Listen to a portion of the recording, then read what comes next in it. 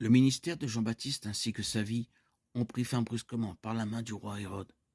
Dans un acte de vengeance indescriptible, Hérodiade a comploté avec sa fille pour faire tuer Jean.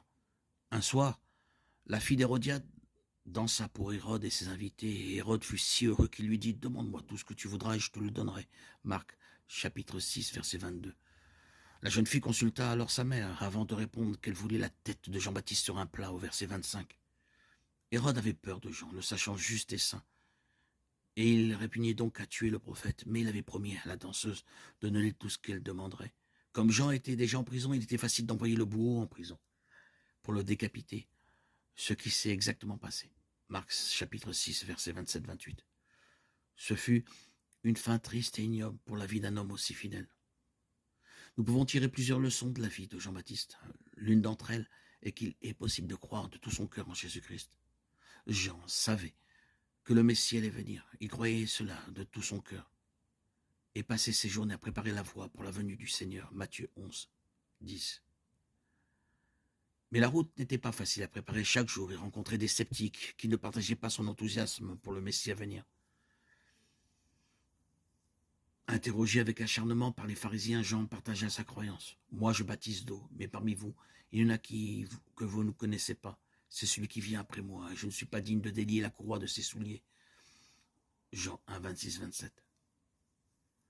Jean croyait au Christ et sa grande foi l'a maintenu inébranlable dans sa course jusqu'au moment où il a pu dire, en voyant Jésus s'approcher, « Voici l'agneau de Dieu qui ôte le péché du monde. » Jean 1, 29.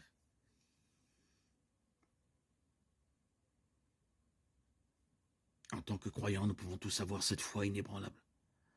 Jean s'est vu confier un ministère unique, mais nous aussi sommes appelés à partager la vérité de Jésus avec les autres. Matthieu 28, 18, 20.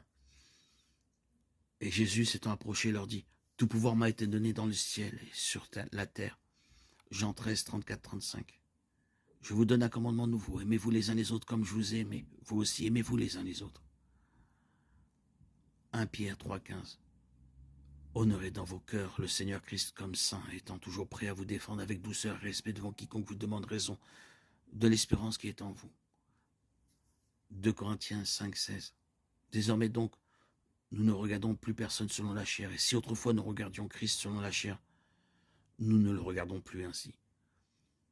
Nous pouvons suivre l'exemple de Jean qui fait confiance à Dieu avec fidélité et obéissance alors que nous vivons et proclamons sa vérité dans toutes les circonstances de la vie que Dieu nous a données.